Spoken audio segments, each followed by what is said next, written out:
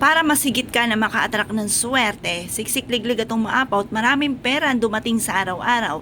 Ito ay isa sa mga pinakamainam na subukan nating gawin mga bossing ko na ilalagay natin sa ating pong main door mga bossing. Para po tayo mga bossing ko higit na maka-attract ng swerte bukod sa ating sipag at tiyaga at pananalig sa mahal na Panginoon ay mainam na meron tayong mga ganito na panghatak ng swerte at pantaboy ng mga negatibong enerhiya. Ito pa mga bossing ko ay ang ating asin mga bossing. Gawin po natin ito sa umaga mga bossing ko bago pumutok ang sinag ng araw mga bossing na mga bandang alas 7 or kaya po ay matatapos ang pampaswerte hanggang alas 8 lang po ng umaga.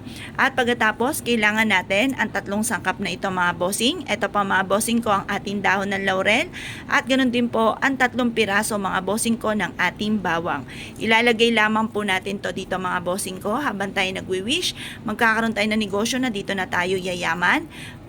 Tayo ay maliligtas saan man tutungo tayo po ng ating pong buong pamilya mga bossing. Yan, pagkatapos po niyan mga bossing ko, ito po ay lalagyan natin ng dahon ng laurel. Tapos, mainam na ilalagay po natin ito mga bossing ko sa likod ng pintuan ng ating pong main door or kaya po mga bossing ko sa likod ng pintuan ng bawat pintuan po natin mga bossing. Para maitaboy kaagad natin ang mga negatibong enerhiya na nagdudulot mga bossing ko ng kamalasan. Bukod sa ating sipag at tiyaga mga bossing ko, mainam na meron tayong ganito sa likod ng pintuan ng ating pong main door upang sa ganon ay magtuloy-tuloy ang pasok ng swerte at maitaboy nito ang mga negatibong enerhiya na nagdudulot ng kamalasan mga bossing. Marami na nagpatotoo na sila po ay sinuwerte po sa ganitong mga pamamaraan. Kaya kung kayo po mga bossing ko ay nais nyo na bumuhos ng tuloy-tuloy ang walang hanggan na swerte mga bossing ko, subukan nyo po itong gawin mga bossing ko sa asin at ganon din sa bawang at dahon ng laurel. Pag ang asin po natin ay natunaw, paltan nyo lamang po ito mga bossing ko ng panibagong asin na puting-puti mga bossing at ganoon din po kapag naman po tuyo na ang ating bawang, tapon nyo lamang po ito or pwede rin namang sunugin nyo na rin po mga bossing ko ang dahon ng laurel natin habang kayo ay nagwi-wish. Tapos paltan nyo ulit ang panibagong ganito mga bossing.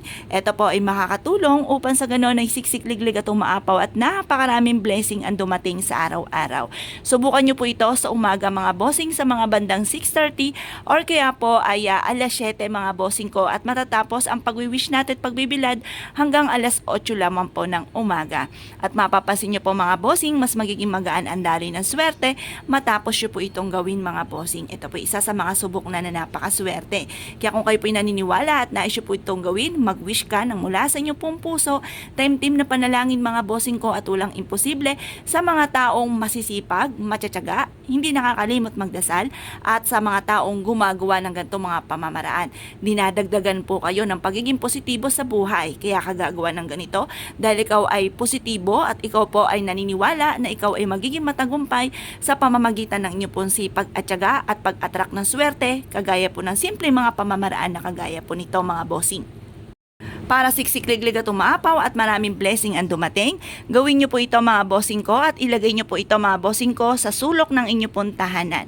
Yan po ay mapapansin ninyo ay dadaloy ng walang humpay ang swerte po sa inyo mga bossing.